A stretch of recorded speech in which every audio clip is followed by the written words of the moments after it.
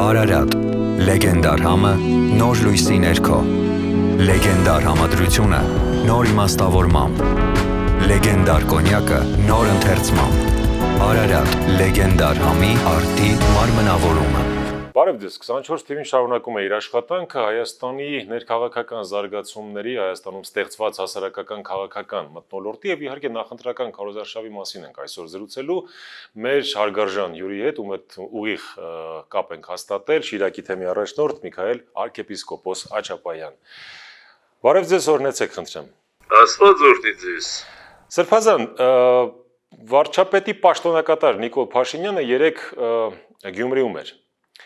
Բավականին այսպես բուրըն վերլուծականներ ու տեսակետներ հնչեցին Գյումրիի որպես սկիզբ հեղափոխական մեկնարկի, նրա քայլարշավի եւ երեկվա որոշ ձևակերպումների համաձայն ֆիասկոյի, հիմա դուք ձեր կարծիքը կասեք մասին։ Նախ ձեր տպավորությունը, դուք հետևում եք ուղղակիորեն,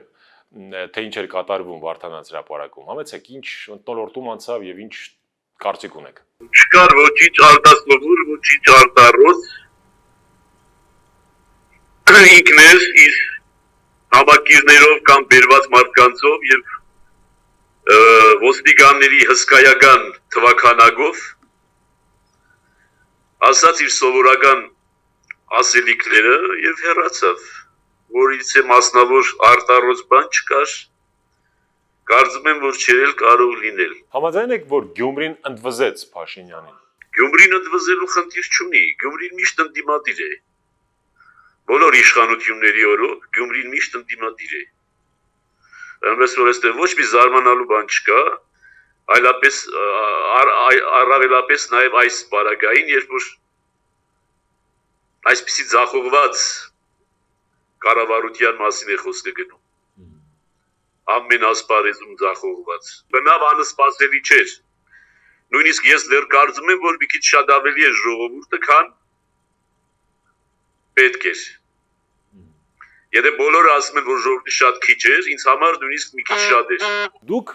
հետևում եք նախընտրական այն հռետորաբանությանը, որ այսօր հնչում է հատկապես Փաշինյանի կողմից թելադրված։ Այն սուր, եթե չասենք ոչ եթերային բառապաշարին։ Այսպես թե այնպես հետևում եմ եւ ցավում եմ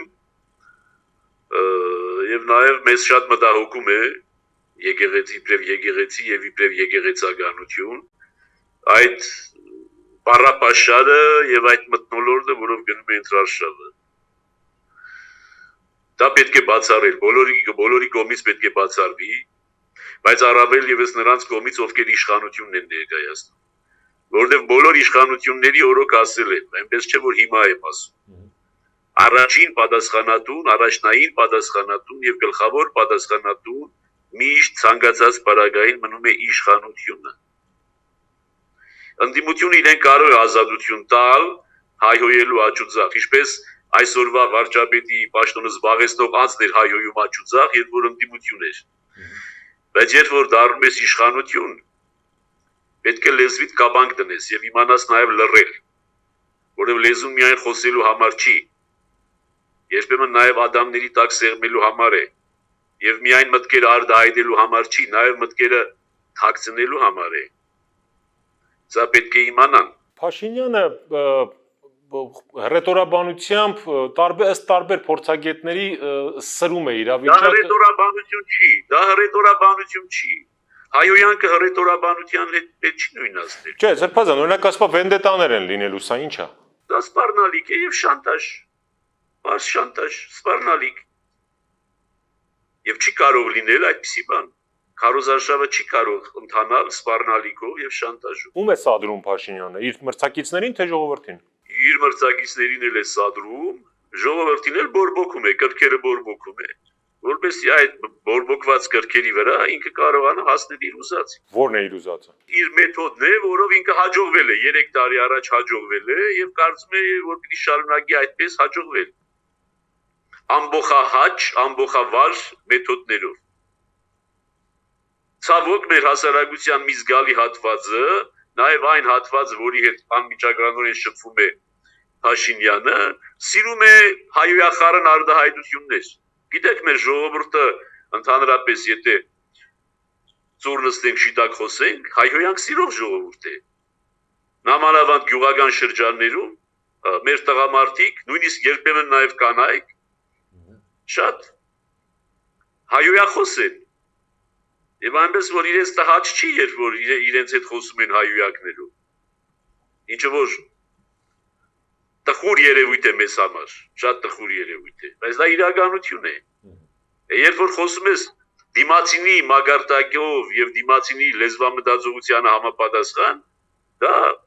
երբեմն աշխատում է քո օգտին։ Դուք հետևեցիք այդ բառապաշարային փոխհրաձգությանը, հա, քո աշոտիկին ուղարկի, այո, ես պատրաստ եմ իմ որդուն ուղարկել գերիներին, մենք պաշտոնապես կդիմենք, եւ այսպես սա մեզ բարձրացնում է, թե մենք ո՞նց ենք նայում։ Դա ինչ-որ փոխհրաձգություն չի, դա զավեշտ է, դա ամոթ է, խայտարակություն է։ Հասկանում ես, քո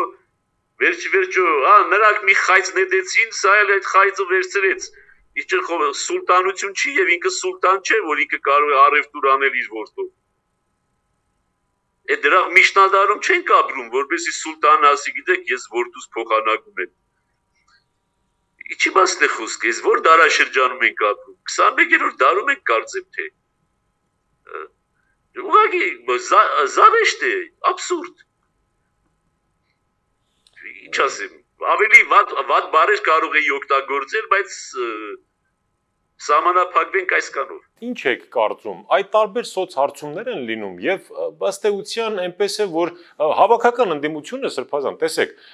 ունի մեկ գերխնդիր եւ միավորում է մի կարգախոս, հա, առանց Նիկոլ Հայաստան։ Այսինքն եւ իշխանությունը հակառակ, ասում է ամեն ինչի մեղավորը նախկիններն են, ապագա կա, մեզ հետ ճիշտ է, մենք ճգնաժամի մեջ ենք, եկեք միասին վեր հառնենք այս մոխրից։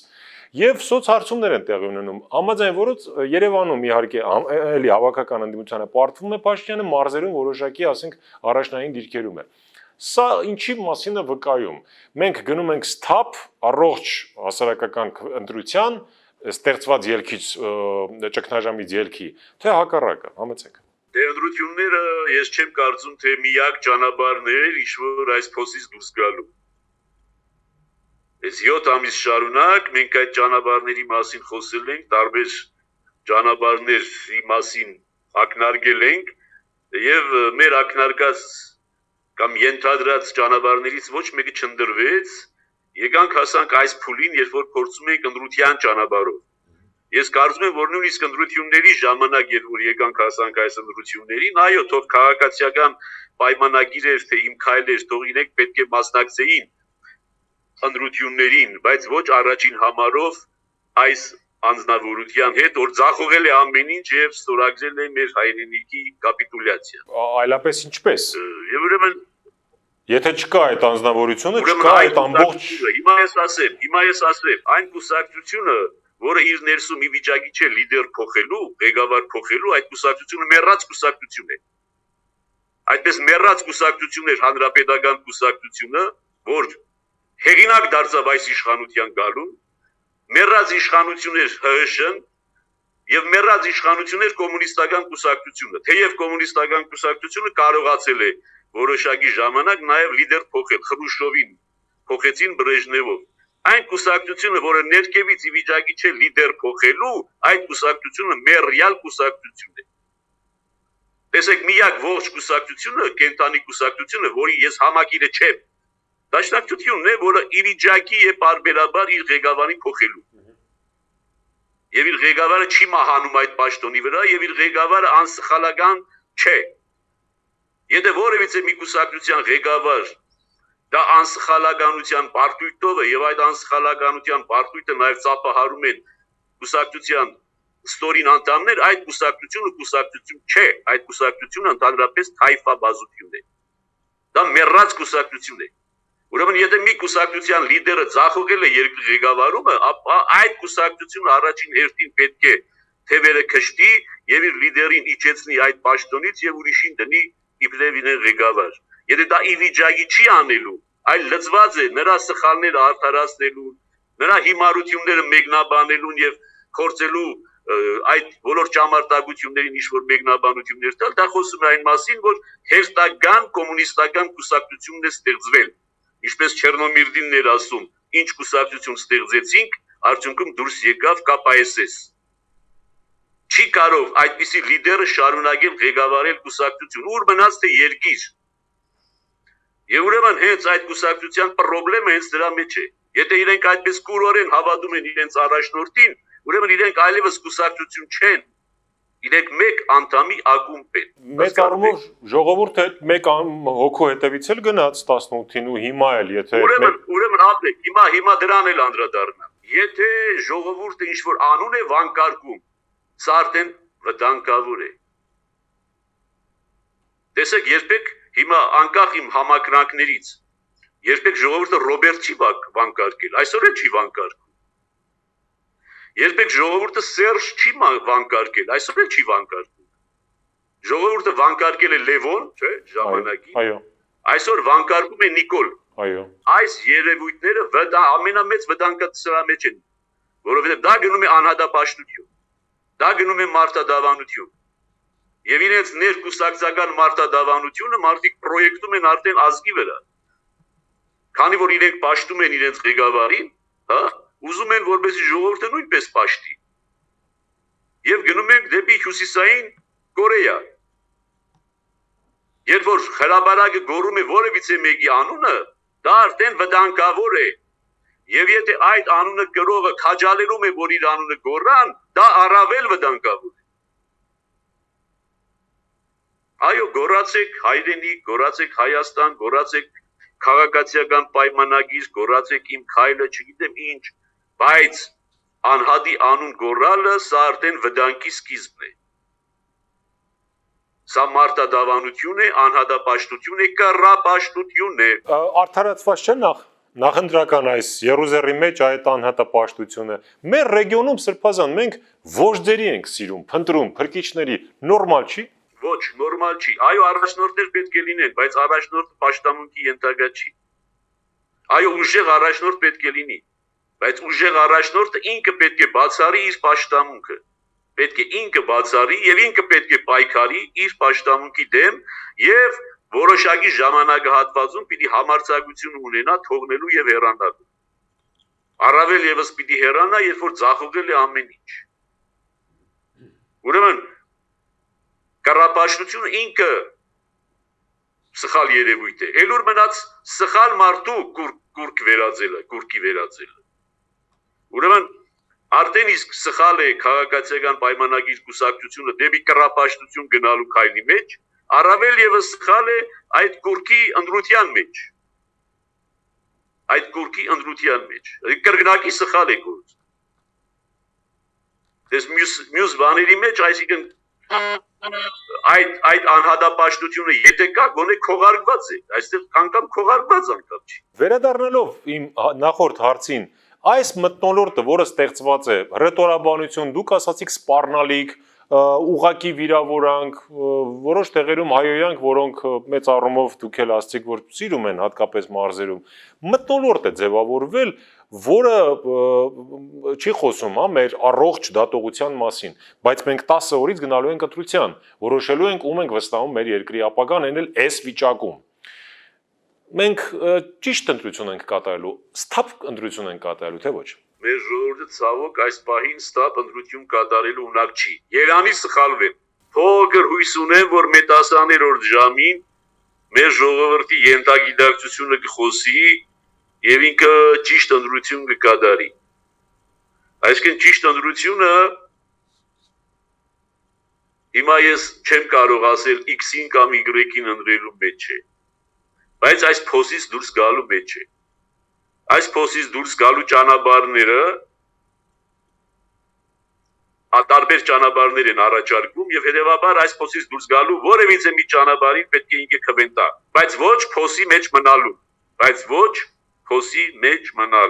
Ենթադրում եմ ձեր նախապատվություն ունեք եւ չեք ուզում ուղիղ ասել թե ում եք աջակցում։ Նախընտրական կարոզարշավի մեջ ենք։ Չէ, որովհետեւ նաեւ խոսք է գնում, նախ ես իրոք նախընտրություն չունեմ։ Ես այս իշխանություններին դեմ եմ, չեմ թաքցրել, հա։ Այս ընդրապայքարի օրերին ուղղակի չեմ ուզում խոսել այդ մասին, որովհետև ուրիշ հարց է քաղաքականության մասին խոսել ընտրություններից առաջ, ուրիշ բան է խոսել ընտրությունների ընթացքում։ Ես ընդրարշավին մասնակցելու ցանկություն չունեմ, իբրև բարձրաստիճան հոգևորական, բայց այս իշխանություններին դեմ եմ եւ ասել եմ, որ եթե նույնիսկ Հայաստանում 5 հոգի մնա դեմ, ես այդ 5-ից մեկն եմ լինելու։ Ուրեմն եւ մնացած ճանապարհները բազում են։ Ես կցանկանայի, որ այդքան բազում չլինեին, բայց վերջ-վերջո քանից 20-ից ավել ուրեմն ճանապարհներ առաջարկող կառույցներ կան։ Այդ ճանապարհներից որևիցե մեկին թող մեր ժողովուրդը ձայն տա, որպես այս փոսից դուրս գա։ Չնայած այնտեղ այդ 20-ից ավելի մեջ կան նույնպես, որոնք այս իշխանությունների արբանյակներն են, հա, բայց ամենայն դեպս դեռ չեն ձախողել իրենց։ Անշուշտ պետք չի անպայմանորեն հնարավորություն տալ, որ իրենք էլ բացահայտվեն իբրև ձախողներ, բայց դեմոկրատիան իր թերություններն ունի, ժողովրդավարությունը իր թերություններն ունի, առավել եւս մեր հասարակության պայմաններում, եւ որ մեր հասարակությունը քաղաքականացված, բայց քաղաքականությունից հեռու հասարակություն է։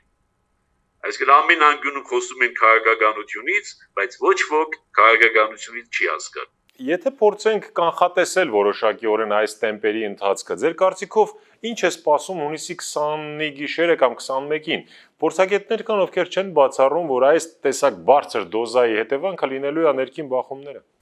Այո, դրա հնարավորությունը կա եւ մենք աղոթում ենք, որ այդպիսի բան չլինի։ Եվ մենք հենց դրա համար էլ քարոզում ենք, որպեսզի ամեն ինչ լինի խաղաղ,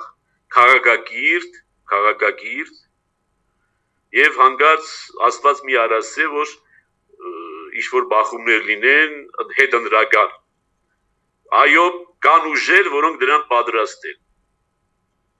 Եվ նաեւ իշխանության ներսում կան նման ուժեր։ Աստված մի արասե։ Մենք մեր բոլոր հնարավոր եւ անհնարին միջոցներով պետք է պայքարենք, որպեսզի նման բան չլինի եւ մենք հորդորում ենք բոլորին, վերև ներքև, խելացի անխել իմաստուն տգետ, բոլորին, կին տղամարդ, բոլորին հորդորում ենք, որ բոլոր հարցերը լուծեն քաղաքակիրթ եղանակներով, երկխոսությամբ, ոչ թե միմյանց վրա լուտակներ կապելով եւ միմյանց վրա ձեռք բարձրացնելով առավել եւս։ Թող ոչ մեկի ձեռքը ոչ մեկի վրա չբարձրանա, ոչ մեկի լեզուն էլ մյուսի վրա չբարձրանա։ Բան ունեք ասելու այս փոսից դուրս գալու, ճանապարհը ունեք ցույց տվեք։ Մյուսին հայհոյելով դուրս չես գալու այս փոսից։ Ոչ նախկիններին, ոչ հաջորդներին, ոչ արկաներին հայհոյելով փոսից դուրս չես գալու։ Բայց մենք արդեն միջադեպեր ունենք ձեռքերով հարցեր լուծելու։ Լոկալ, այսպես ասենք։ Եղա ունենք շարունակենք այդպես։ Չշարունակենք, բայց Սրբազան, տեսեք, այսինքն միջև այսօր գոնե իմ գիտակից կյանքում անկախ Հայաստանի պատմության մեջ բոլոր ընտրությունները առաջինը այդ բարձր ռետորաբանական, ավելի սուր, ավելի նույնիսկ վիրավորական դոզան տվել անդիմությունը, հիմա իշխանությունն է, Փաշինյանն է թելադրում այս տեսակ ռոբիկ եւ այլն։ Ուրեմն տեսնում եք, որ անհատը ինչքան դերակատարություն ունի։ Ես դրա համար ասի, չէ՞, իմ խոսքի սկզբում ասի, ինքը նույն բառապաշարն է օգտագործում, ինչ որ օգտագործում էր ընդդիմություն եղած ժամանակ, ինչը չի կարելի։ Ընդդիմությունը ավելի, այսպես ասած, լայն է եւ կարող է իրեն շատ բան թույլ տալ, որովհետեւ պատասխանատվություն չի կրում։ Իսկ իշխանությունը պատասխանատվություն է կրում եւ ինքը պետք է իր լեզուն սեղմի։ Իսկ եթե մարդը գալիս է իշխանություն եւ շարունակում է խոսել իբրև ընդդիմություն, այս արդեն չարիք է, իրոք չարիք է։ Դուք հաստատում եք իմ ասածը, որտեղ իշխանության խոսքը պետք է տարբերվի ընդդիմության խոսքից։ Այո, ընդդիմությունը կարող է նաև սադրել, դրտել, որպես իշխանությունը հայհոյի իր ուրեմն սահմանները գերազանցի, բայց իշխանությունը պիտի կարողանա այդ հավասարակշռությունը պահել, դրանով էլ հենց իշխանություն է։ Փաշինյանը լեզուն չի սեղմում, ավելի է դոզան բարձրացնում ու մնացել է մի քանի օր։ Ինչ ենք ունենում արդյոք։ Չէ, ոնց որ թե երեք եւ այսօր մի քիչ կարծես թե ավելի հավասարակշիռ է, Գյումրիում ամենայն դեպս Շիրակում նախորդ օրվա հայտարարությունները չկային։ Իգին ճշմարտության պետք է ասել, որ կարծես թե հասել է այդ պատկամը կամ ցանկությունը կամիկն է իր եզրակացությունը արել, որ պետք չի այդ ճանապարհով ընթանալ։ Այսօրվանը չեմ հետևել, բայց որքան որ հետևեցի, այսօր էլ այդպիսի սուր արտահայտություններ չի ունեցել։ Գիտակցում է, որ այդ կերպ չի գրավի իր կողմը դրազանգված, թե լսել է եկեղեցուն։ Գիտակցում է, որ չափնացնում է, գիտակցում է, որ չափնացնում է։ Նույնիսկ եթե զանգվածին պիտի գրավես, դրա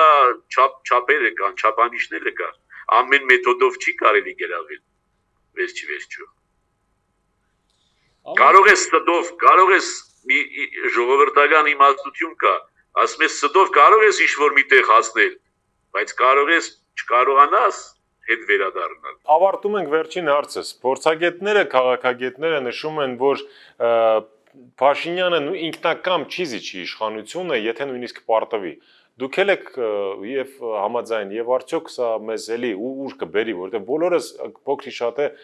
քիչ թե շատ անհանգստանում ենք այդ ընտրական զարգացումներից։ Չէ, կհանձնի, խելոք է, կհանձնի։ Այո, ինչ-որ բաներ կլինի, ճամարտագություններ, լեզվանիություն, բան, հիստերիկա, բան, դրա նման բաներ կլինեն, ինչ որ իր կերպարին հատուկ է եւ ինչ որ իր կերպարին համապատասխանում է, բայց կհանձնի, խելոք է, ինչ պիտի անի։ Իրենից ավելի ուժեղ եւ իրենից ավելի զորեղ մարդիկ են հանձնել իշխանությունը։ Ինքը ինչ պիտի անի, որ չհանձնի։ Ինքը պիտի վաղուց հանձներ։ Բայց թերևս այս ճանապարհը ընտրեց եւ այս ճանապարհով պիտի հանձնի եւ հուսանք, որ կհանձնի։ Որովհետեւ չհանձնելու դեպքում այս երկիրը ոչ մի ապագա չունի։ Այդ ապագան կմնա ճագերտների մեջ։ Ուրեմն ապագական կարող եք դրանից հետո ապագան վերցնել ճագերտների մեջ։ Ես չեմ նախանձի երիտասարդներին։ Մեր կյանքը մենք ապրել ենք, եւ մեր վաստակը վաստակել ենք, մեր գործն արել ենք եւ արած հանձնել էինք, հասկանում եւ մենք խնդիր չունենք, ապագան երիտասարդներին է եւ այդ երիտասարդների ապագան կմնա ճագերտների մեջ։ Եվ իրենք կարող են չգիտակցել դա։ Իրենք կարող են գիտակցել ինչ լավ է, ազատություն, բան եւ այլն։ Բայց վերջում դառը արդյունքներ են լինելու։ Շնորհակալություն հարցազրույցի համար։ Խնդրեմ։ Բարեկամներ, 24 TV-ն այսօր ուղիղ կապեր հաստատել Շիրակի թեմի առաջնորդ Միքայել arczepiskopos Աջաբայանի հետ, ում հետ փորձեցինք հասկանալ Հայաստանի ներքաղաքական մթնոլորտը եւ հասարակական քաղաքական, այսպես ասենք, առաջիկա զարգացումներն ու կանխատեսումները։ Շնորհակալ ենք նաեւ ձեզ ուշադրության համար։